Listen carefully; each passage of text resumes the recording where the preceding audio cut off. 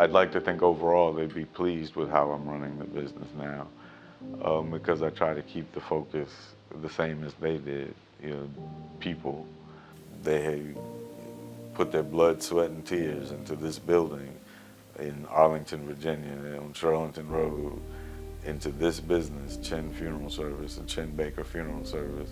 And so I want to honor that, honoring what they did here in this place, in this community, and making sure we stay consistent with the values that they had and set forth.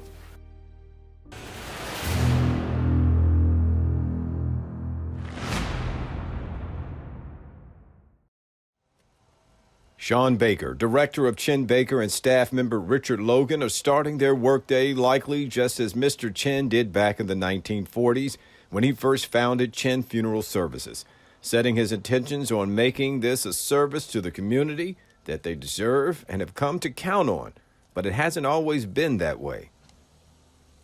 The way for Chinn and countless other Black Arlingtonians over several centuries has been to find a way. The African-American experience in Arlington, Virginia is vast and historic. We can see it if we journey back a bit. Since the 1600s, Arlington has been their home in some form or fashion.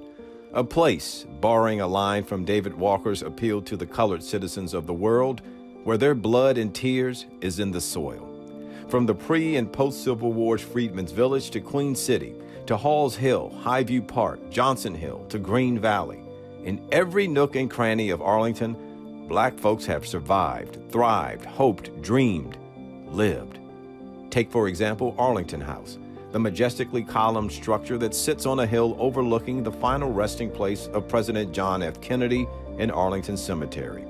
The house and the land surrounding President Kennedy's gravesite is intricately tied to the Black experience in Arlington. Completed in 1818, Arlington House, from which the city takes its name, was owned and conceived by the step-grandson of George Washington. It was the first memorial to America's first president, and it was built with the labor of enslaved African Americans on the then Arlington plantation. On that land, in the midst of the Civil War, formerly enslaved African Americans turned Freedmen's Village into a thriving community. As many as 1,500 called it home. Schools were there, a hospital, a post office, care for the elderly, eateries, churches, land to farm and till, all of it creating a sense of ownership, a feeling that would propel its residents to dream of what could be. Also at Freedmen's Village, in the schools, they had teachers that were known to them, like Sojourner Truth came and taught, Frederick Douglass came and taught, and William Syphax did the curriculum for the schools at Freedmen's Village. For nearly 4 decades, Freedmen's Village served as a sanctuary of sorts for African Americans in Arlington. In a sense, it was their living monument to self-determination, perseverance. But in another sense, Freedmen's Village was somewhat of an island unto itself, cordoned off by a world often suspicious and hostile to its existence and its inhabitants. Emancipation brought freedom from slavery, then Jim Crow brought a new century-long type of a freedom fight. A system meant to keep Blacks segregated in their place, denying them the rights of full citizenship. Blacks in Arlington did not bow down to Jim Crow, but faced it, standing up. Racial housing covenants blocked Blacks from living in and purchasing homes in large chunks of Arlington. Barriers to voting were put into place. Black neighborhoods like Queen City demolished to make way for the Pentagon, with the displaced residents left to scatter and make do. The hardships of living under Jim Crow forged kinship ties, requiring a reliance and dependence on community. It is in Arlington where the African American community joined together to break down the walls of segregation at schools, lunch counters, buses, water fountains. If they couldn't shop at particular establishments, they established their own, bolstered by the patronage of the familiar who lived next door, down the street, around the corner, or just a few miles away. If there was no funeral parlor willing to provide homegoing services for their loved ones, Black Arlingtonians created their own, which would serve them. If local newspapers ignored their stories of their everyday lives, Arlington's African Americans produced an independent paper of their own. No fire department in their neighborhood of Halls Hill, they created one. The reason why we had a fire station was because the white stations didn't come to the black communities. So the blacks had to establish their own volunteer company and learn their own tactics to put fires out. They established churches, barber shops, restaurants, taxi cab service, pharmacies, grocery stores, and other businesses that met the needs and wants of a community. The people, from the ordinary to the extraordinary, propelled the community forward with a resilience and resolve. The names, like Syfax, forever cemented in the history of Arlington. Chinn, Baker, John Robinson, Charles Drew, Doc Muse, Dorothy Ham. They fought for equality, representation, respect. They fought the Nazi Party, headquartered right in their backyard. Though countered with courage and resistance, those roadblocks to progress has left wounds yet to heal for at least one of Arlington's most prominent natives. Of course, it was very, very tough for blacks in this area because of the Nazi Party's headquarters here. And they were very strict and very evil toward things that weren't toward their policies. So Roberta Flack left this area and went to New York and became a recording artist star. And we've asked her to come back numerous times, but because of the climate that she grew up in, she doesn't want to come back. And then there's James Parks, a former slave who dug the first graves at Arlington National Cemetery and is the only person born on Arlington's plantation to be buried at Arlington National with full military honors. It is in Arlington where African American men, women, and children went to school together, worked together, worshiped together, mourned together. In Arlington, from the enslaved to the free, from the poor off to the better off, from Freedmen's Village to Green Valley, African Americans strive to make a way, inspiring generations to come with a sense of hope and determination, and a vision that the best days, just over the horizon, were yet to come. When I came to work here at Star Barbershop in 1965, Mr. Chinn, who owned Chinn Funeral Home at the time, was one of our frequent customers. But Mr. Chinn's funeral home had been a household name in our family for a number of years. It's been a Chinn's Funeral Home ever since I can remember being a young boy. Okay, Mr. Chinn was a resident of North Arlington, but prior to Mr. Chinn establishing this residence, we would have to go to D.C. for our burial services. I can remember my grandfather, who passed in the 50s, the first time I think I recall the funeral and Mr. Chinn. I was younger than 10, and all I know is that he was a man of honor, a man of respect, a man who respected my grandmother, my mom and their siblings, and he talked to them to make sure they understood what that, not so much what the business was like, but how he operated the business. When anybody passed away in my family, on the hill or whatever, it was Mr. Chinn who was in Chinn Funeral Home. I would see that hearse driving up there with his little sign on it that says Chinn, and everybody knew Mr. Chinn, so he would come in and take care of all that needed to be taken care of. But even as a kid, and he was the one who buried everybody. And if anybody got sick, or I can remember even my grandparents, my grandfather and everything, when it was his last days, they were my aunts and all say, anybody call Chinn's? And you know, so, but Mr. Chinn, I remember him as a kind of a nice looking, kind of tall, well, for me as a kid, good looking undertaker. Mr. Chinn was kind of like a neighborhood go-to. He had the answers for everybody, and he kind of helped everybody as far as being a mortician. A lot of people were scared of morticians, but he was kind of like the neighborhood guy that go-to and all. When Mr. Chinn was working and everything, he was telling us in the barbershop, he says, you know, I got a young man coming that's gonna come to work for me. Said, seemed like a real nice young man, but I just wait and see and all that. So I says, okay, you know. So one day, it's, you know, this tall, dapper-looking young man came over. I was looking out the window. I said, oh, that must be the new guy and all. This guy came here with his kind of new techniques and flamboyant and all, and it just grew. He was also a neighborhood man too. He lived here in the neighborhood, and he knew all the people, the families. He knew all the older people, their kids, grandkids, and I think we got around to great-great-grandkids. Like anything else, when you get new people come in, you bring in new and brighter ideas, but they're the same ideas, but you had a way to make them glow and bloom a little better.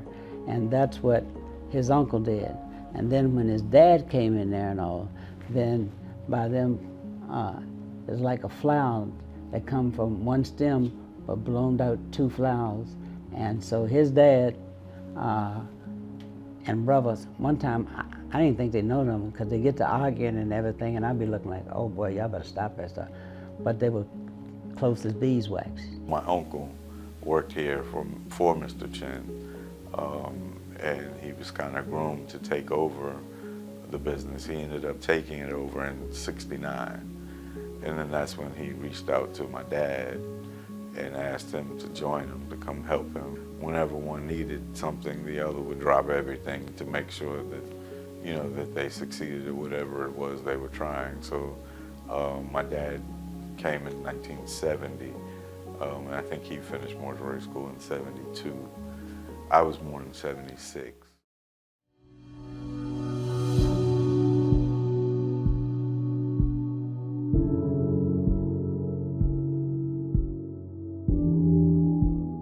My introduction to the family business is something I don't really remember. I've been here all my life. It's been just a part of my life, the funeral home. My grandmother babysat me and my cousins and sister upstairs, you know, after school, and slowly but surely I just kind of, I guess, being here whenever my dad or my uncle needed something done that we could do, they would call us down and we'd have to do it.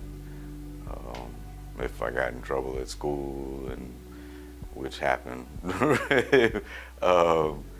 I'd have to be here and I'd be put to work. Over the years, Chinn-Baker has long been recognized for their service to the community, as well as their unbelievable talents to their craft.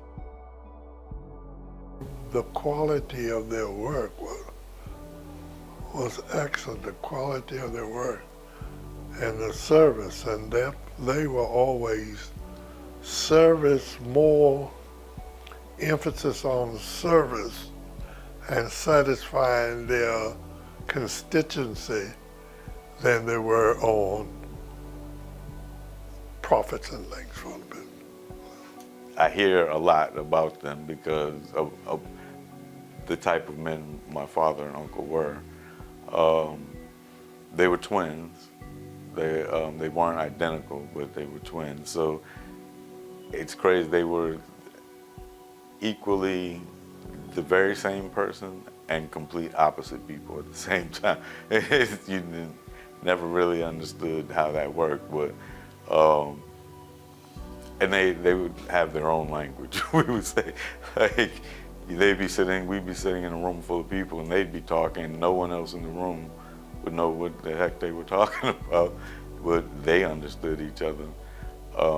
They were very close. They almost never always agreed, but they were extremely close. people who say, you know, your dad was the wild one, your uncle was the quiet one. But as people, where they were the same is just, like I said, caring about people, and they both went to the ends of the earth to make sure that people were taken care of. When my mom died, and my mom was my pastor, and she was very close to the Baker boys. I call them Baker boys. Very close to the Baker boys. And they did a lot of funerals all across, not just in our family, but around the community. And when my mom died, Robert came. And we were sitting at the dining room table, and he's filling out the necessary paperwork, because, you know, chain of custody, you know, filling out the necessary paperwork. And he said, Kitty, I know I have to go down the hall to get your mama, but I can't do that right now. And my brain is going, well, what did I forget? You know, what information do I need to provide him? And he looked at me, and I saw the tearing in his eyes, because he was like a son to my mom. And he said, I've got to get myself together before I go down the hall and get your mom. You want some coffee? You know, we're always going to try to feed you or give you something to drink, right? I said, Robert, you take all the time you need. She has passed on. She knew you would be here to do it. She's okay with it. I'm okay with it. You move her when you're ready. And I always don't remember how much longer we sat there at my mama's dining room table and kind of talked through that. But again, there was a peace around that. There was a trust around that. There was a trust there because there was a relationship before anything happened. And I can remember back in those days, they always say, you know what?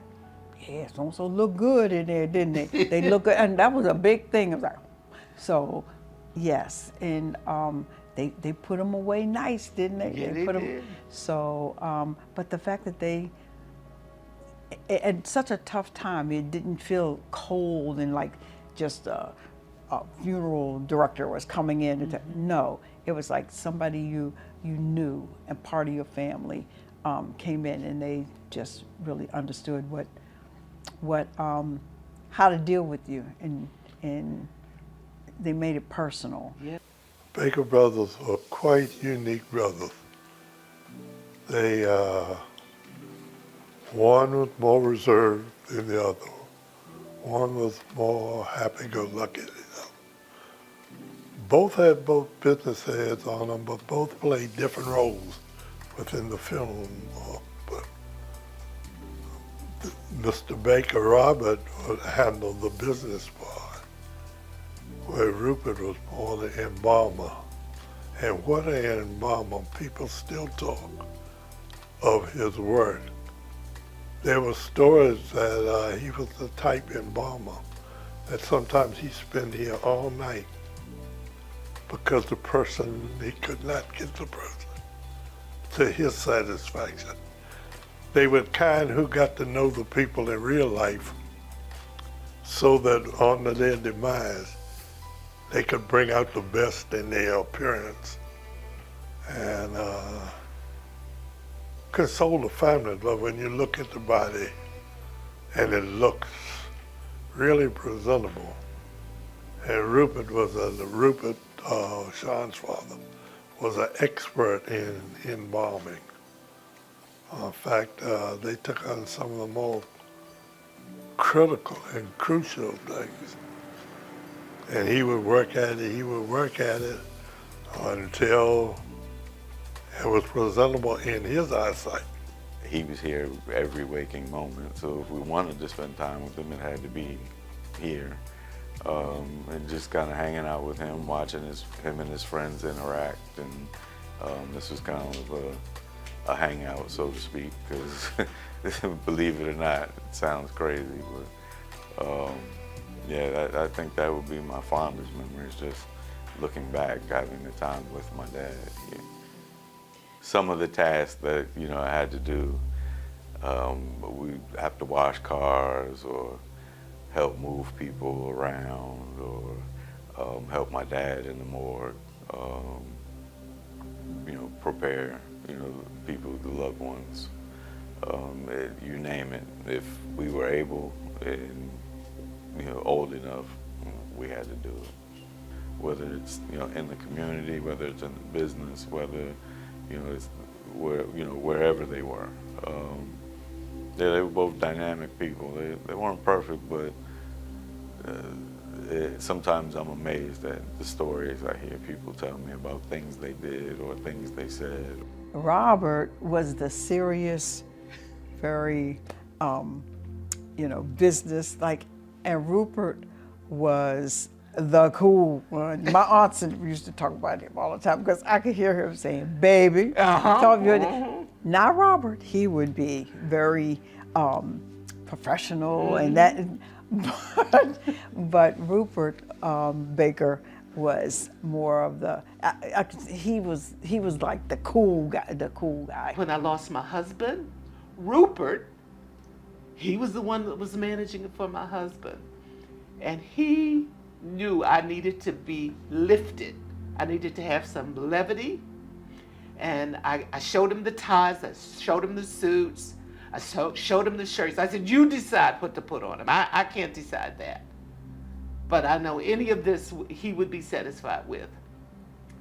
When Rupert came back to the house, he said, baby, That's right. you know what? I shaved his mustache off. And I went, what? I should have known he was messing with me. I started crying. I said, he's never shaved that mustache. Won't anybody know him when they looking at cat? I kind of went off the roof, and he just sat there and he kind of looked at me. He's saying, did I get you? And now I'm ready to fight, right? But that's the kind of humor, the kind of understanding about emotions and people, and how he's got to be the puppet master, right? To make sure that everything comes together. Both were very pillars, you can say pillars of the community. They participated or financed or whatever the community needed. In fact, they used to confide in me a lot, and one day, Robert said, people think we make a whole lot of money, but most of the money we make is up in Pleasant Valley in the ground from people they have put away, and that they would make sure that people are put in now, during that time, it was kind of like a 3-day turnaround, and they would go ahead and prepare the body, do all of that with the hopes that the insurance would come later on. Sometimes it materialized, sometimes it didn't. But they kept the same spirit all the way through, that they were here for the community. I never heard my father or uncle discuss getting rich. Like, this was never a means to getting rich. It was always about serving the people, always about the community, always about the families. That was their focus and their drive. But with that said, we do have to keep the doors open. So finding that balance is a challenge at times. Chinn-Baker met the needs not only of its beloved Arlington families, but they were also responsible for the homegoing services of some rather notable Virginia figures. In Green Valley, we have the mayor, unofficial mayor for the black community named John Robinson. John Robinson was someone who put out a newspaper that was strictly for the blacks to tell them the black news and things of that sort, because we weren't getting the news. We were only hearing what the television told us, and that wasn't always correct for us. John Robinson helped all kind of people. He had soup kitchens, he had clothes that he gave for kids, and he did drives for kids going back to school to get school supplies and things of that sort. So he was very well known and popular to everybody. He went around and made sure everybody voted. He got them rides to go vote, things like that. So he was very necessary. Also, we have Doc Muse, who owned a pharmacy in the Green Valley, and he was very necessary as well because blacks didn't trust what they were getting from the white stores, you know, what they were giving them. They didn't really feel confident that they were getting what they were supposed to be getting. So Doc Muse was a black pharmacist, so they trusted him and everything that they got from him. And he was also nice enough to let people get their stuff on layaway and things like that if they couldn't afford it. And finally, Irene Flack, a prominent community member, serving as the longtime chief baker at Wakefield High School, an organist at Lomax AME Zion, and mother of Grammy Award-winning songstress Roberta Flack. Making the decision to work in the family business, especially when it's a funeral home, may not be a decision that one makes at all. One might say, in fact, it's a calling. I had no intention of working in the funeral business. I actually wanted to be an attorney. But the way life worked out and, you know, I ended up here, kind of came to a point where I was like, why not? Why not be, you know, you have a business that's been established by your family, and more than that, they established a community here. So why not be part of that? You know, I was working as a government contractor, going to school, and I found out I was going to have my first child. And my dad kind of pulled me aside and said, you know, this is, you know, our business. It's steady. It's, you know, you can feed your family. Why not? So I ended up going to mortuary school. And even then, I wasn't here full time. I didn't plan on being here full time. It was, I was kind of like in the back of the house is what we call it. I never really wanted to be, I'm not really a public speaker or a public person. So I would help him, you know, and you know, prepare people, and, you know, and started to love, you know, that portion of it. Bringing people back to where they were before they got sick or injured or whatever happened for their families.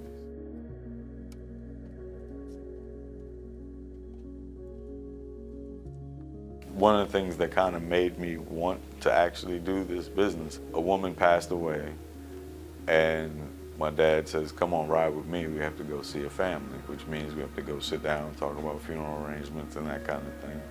And we walk in the house and every single person in the house is crying, like it's tears. It's just, the sadness is in the air, it's thick.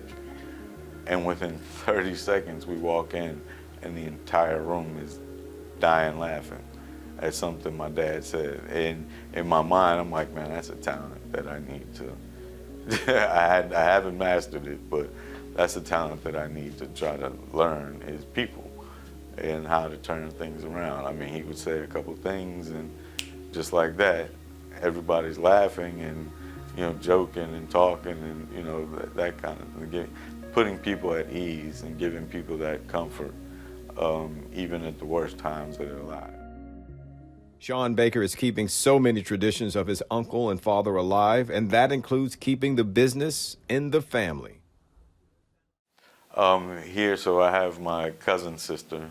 we're actually cousins, but we were raised as siblings.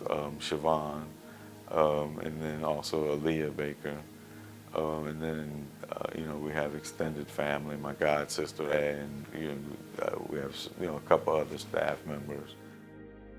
Funeral staff are often seen as devoid of emotion. One might even say stoic.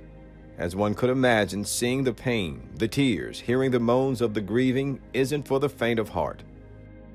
The number one trait that's necessary to be in this business is an empathetic heart, being able to have empathy for people, putting yourself in their position at all times.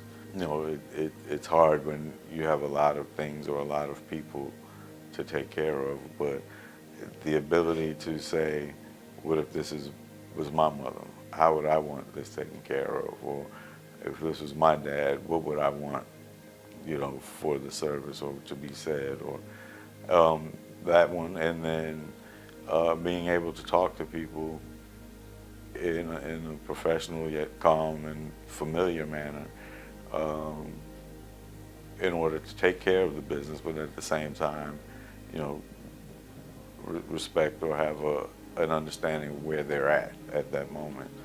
And it's difficult at times, but personality-wise, empathy is probably the number one trait. And in that time of need, there's no greater trait required. Okay, now we're just leaving the church service of Mr. Michael Johnson and Macedonians Baptist Church, and we headed to Pleasant Valley Cemetery in Annandale. Okay, Mr. Johnson was a young man of 45 years of age. Unfortunately, had to die of cancer. Well known in the neighborhood around here in Green Valley all his life. Everybody knew him, very liked man. Worked all the time, had a very big smile, very likable, and member of the church for many, many years. The family taking it pretty hard, but they've been members of the church and have a strong faith in the Lord, so everything is working out pretty good. And we're here to stand by the family and help them in need and time of need and everybody else. So they can always call on us if they ever need anything. It's always a sad time when you lose a loved one and whatever, but God don't make any mistakes.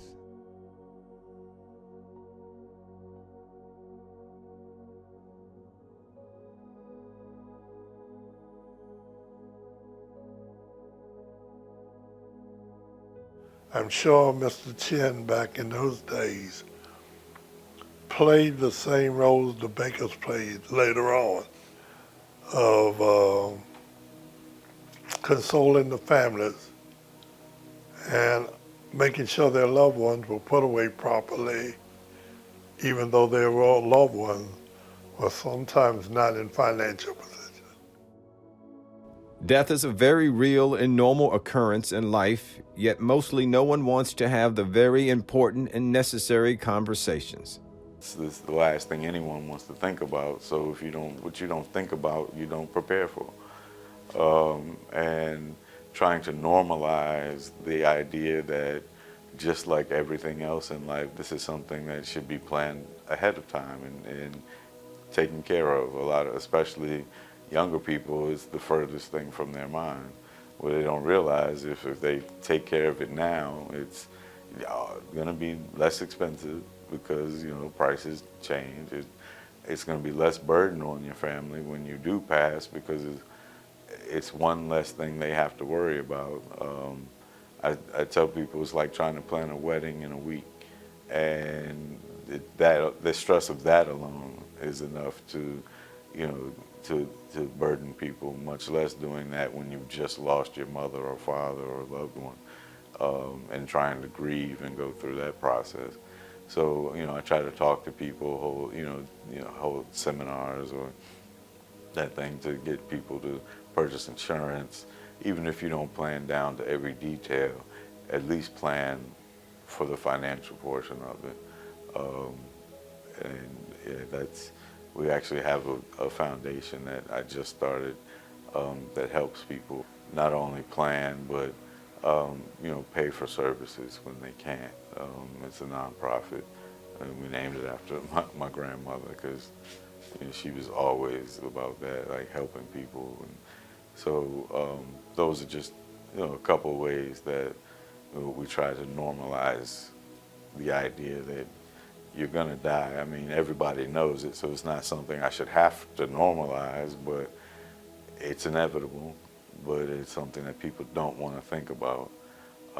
I know with my own, mother, she talks about her services and where she wants to be buried. And my initial reactions, I don't want to talk about that. Like, I don't want to, and I'm in the business. Like, I understand. And then the rational side of me is like, well, no, this will, number one, give her peace of mind because she'll know it's taken care of and won't burden us. And it'll give us peace of mind, at the time that it happens. When my husband died in 2003, and I had to go get his funeral plot squared away, I knew where I wanted to do it. And the first question I asked was, do you have two plots side by side?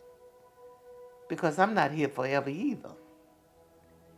And so when I bought his plot, I bought my plot. Prepared. So I have a will now, and I have been preaching to my brothers, my sisters, cousins. A will, you gotta have it, because I used to say, I don't need a will because I don't really have nothing. And then when I finally went and had a will done, I realized I have a home, I have, a retirement, and I was like, ooh, I never felt like I was, I had anything to have to worry about. And I have spent the last few years getting everything in order and writing it down because I unfortunately have seen what it's like with other family members when you don't have it and begin to argue over property, over, a little bit of money that's in the bank, and making those preparations. And I find as Black people, we are always talking about, I don't have nothing, I'm poor. Yes, you do. Even if you're renting, even if you got a car, you have something, you got a bank account that you put your, paycheck in every. You don't want your kids fighting over that. You just, and get some insurance. As expected or unexpected as the death of a loved one can be, that's unfortunately often the first introduction many have to the education of the process of having your loved one laid to rest. It is an emotional time and often the most unlikeliest of times to truly understand everything that needs to take place. We get a call, whenever that might be. And then we go out and we meet with the family. And if the person is at the home or at the hospital or what have you, we pick them up and transport them back to the funeral home, at which time they're, prepared, which, includes embalming and, washing and getting them cleaned up.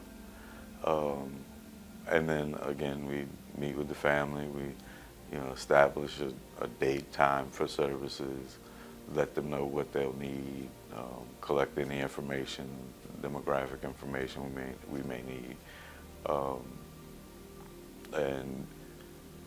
At that point, we, speak to the church, coordinate with the cemeteries, to try to, get everybody on, a day that, they're available.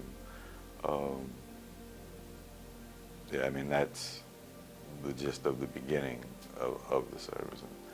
And then from that point, it's a plethora of phone calls and interactions just to make sure everything is just right. Mr. Chinn, like the Baker boys, they established good working relationships with all of the churches in our communities and all of the pastors. Everybody had them on speed dial. Did we have speed dial back in the day? But anyway, you had their phone number. Okay. Yep. And you could call them, all right? And the different ministers and pastors and lay leaders all established good working relationships with them because you wanted to make sure that those things that would be carried out in your church were just fine. I can remember coordination, key on coordination. You've got the body, it's got to be delivered. The flowers, they've got to be ordered, they've got to be delivered. Just the minutia around those kinds of things, they got it done. They just made it happen. A couple of days before the service is when we dress, casket, and prepare them for public viewing, which can include hair, makeup, I'm a jack of all trades, a master of none. I have people to help me, but and if something needs to be done and I can't find someone, then it falls on me. So, and then the day before the service, we have the family come in and do what we call a preliminary viewing, and that's just time for them to spend time with their loved one without the general public around. They take as much time as they need. Some people come in, look, and leave. Some people want to stay and don't want to leave. But whatever makes them comfortable, gives them any sort of peace, we try to accommodate. And then there's the funeral service, and then cemetery. And I belong to the Macedonia Baptist Church that's up the street, and our church opened its doors and was more or less used as for their public funerals, and things were larger than this facility could hold. So I had a wonderful relationship with all of the churches in this area.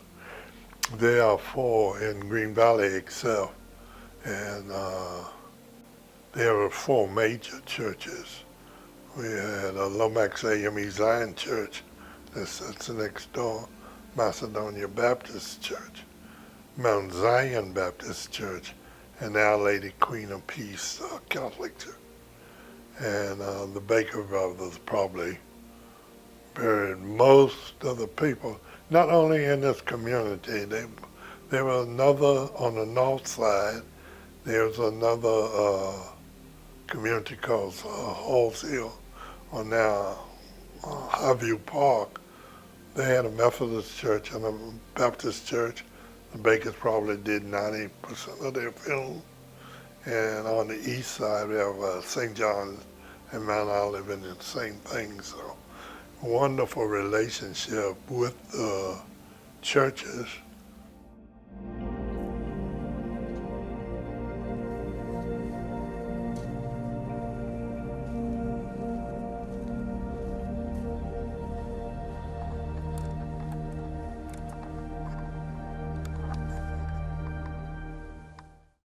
the idea of families having to come up with thousands of dollars, sometimes, out of clear blue sky, is a challenge.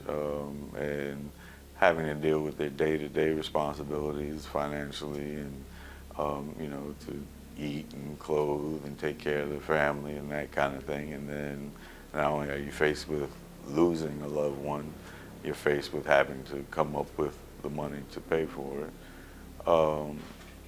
It's something we try to keep in mind. At the end of the day, we are a business, but it's not nearly the focus of our business. We try to help everyone, no matter what, have a decent and respectful service, regardless of their financial means. I don't really like crowdfunding, such as like GoFundMe, and I tell people GoFundMe is not insurance. So if you can any way afford an insurance policy, please do it. And a lot of people don't realize that insurance policy can be $50 a month, or depending on how much you purchase, and just do that to take care of the unforeseen, so to speak. And then, like I said, we try to help people and work with them wherever they are financially. It may not be an elaborate service, it may not be top of the line everything, but everything is dignified and respectful, and everyone is the same, regardless if you spend $2 or $200,000. That is the challenge, though, because we have expenses, we have a lot of overhead, there are a lot of regulations, there are a lot of things that we need to take care of, and all of that costs. So it's trying to find a balance between serving people, which is our main goal. And that main goal is providing a dignified celebration of life for your loved one, and that service has an option that has gained traction over the years: cremation. And yes, your loved one's remains can be transported as if they were in a traditional casket ceremony. There's definitely been an increase in cremation within the past, I say 10 years, and it's steadily increasing. There are a lot of factors that contribute to that. One is the stigma. 10 years ago or beyond, it was, if you're cremated, it means you either didn't have much family, didn't have much money, or weren't religious. Whereas now, it's more financial. I've probably noticed maybe a 35 to 40% increase. And another factor that contributes to that is we're trying to change the way people view it. Rather than, like in my dad's time, if someone was cremated, it was typically meant they were picked up, cremated, and that was it, maybe a memorial service. Whereas now we try to get people to think of it more as just, what happens after the service, or a form of disposition, to put it more technically. Instead of going to the cemetery after the funeral, you're cremated. It's not there's no, try to take the stigma away from it. Another factor is the cost of real estate. People don't realize that grave sites are real estate. So as the price of real estate increases, the price of being buried increases as well. So, it's much more economical to be cremated than, to purchase a plot of land for burial. While so much of the operating of the business has remained the same, times they are changing, and so must the business.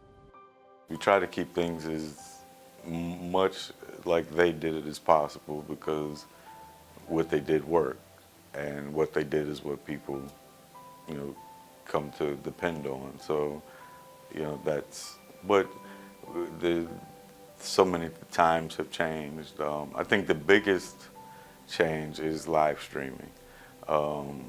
Once COVID came and we weren't able to have many in-person funerals, we started live streaming services. And before that, it was probably 10% of the time. I mean, I didn't even have the equipment. I had to go purchase it and set up a service. And now after COVID, it's expected. It's like common nature. It's like, you have, like having a casket at the service is just part of it. Other changes obviously are technology. Here we try, each person has their own web page. So, the internet is a pivotal part. I can remember my dad typing death certificates. And he was no typist, so it would take a couple hours for him to, whereas now I just kind of fill it all in online and everything is, done that way. Whenever we have a soldier, the American flag always goes on that side. Because when you lay a soldier in, it always goes his left shoulder. And so when we have just a regular funeral, we just,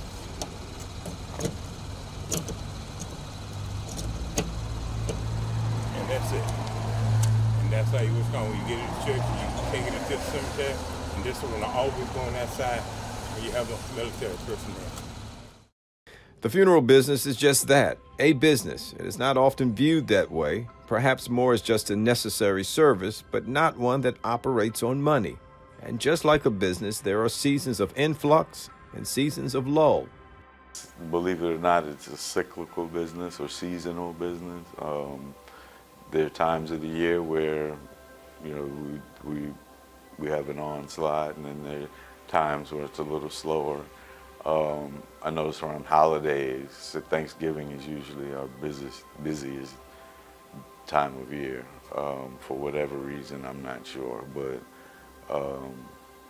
and when the weather changes, it's strange. Like when in the next couple weeks, when we go from warm to cold, we'll notice an uptick in business. And as the seasons change and bring anew, so will the season of change for Chinn-Baker. I'd love to expand. This building is dear to us, but it's not necessarily adequate in all ways. So we're looking to expand to another part of the metropolitan area, and like I said, just keeping the values and traditions going while expanding the business and being able to serve more people. You're vulnerable when your loved one die anyway, And these guys come in and his dad and uncle, they just had a gift of how Chinn-Baker should work, and he's their kid.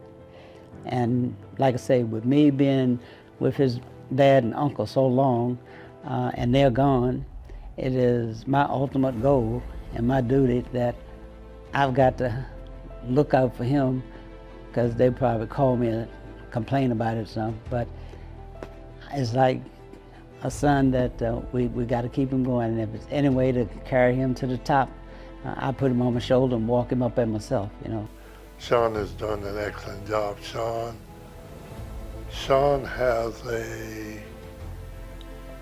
is a true baker. He has the same spirit that his uncle and his father had, that they are here to service the community. And in that thing is the most important in that kind of business, have empathy and love for people, that you know how to deal with people, especially in their time, their downtime or their time of need. And I think Shawn is really carrying on. He's always serious-minded, and all the more like his uncle. But I think he's doing a wonderful job. I think the legacy, when it's all said and done, will be that one of service. People will remember us being there for them at the worst point in their life, the worst day of their life, and helping them through that. And that's been what the business was, the foundation, I should say, of the business. And hopefully that's what people remember. And when 50 years from now, if we're not here and people think of it, they'll say, well, they helped us. They were there for us. His legacy, well, he's like his father and his uncle. It'll be that he's serving the community, and serving the community with, and the community is much bigger now and broader and different and diverse, with the same dignity, integrity, professionalism, giving them the best service that they know how to give in the times of, that's the legacy. That's what his aunts, his father, uncle, Mr. Chinn, that's what you carry on. But to step into that situation of loss as a family member. Yep. Understanding, respectful, supportive, and caring.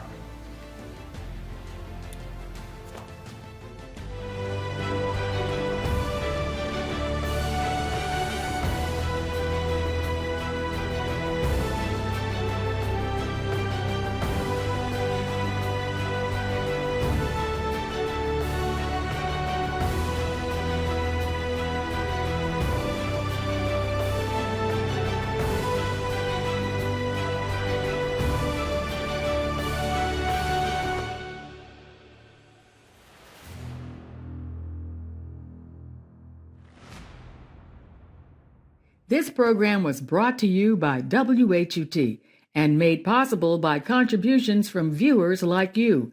For more information on this program or any other program, please visit our website at WHUT.org. Thank you.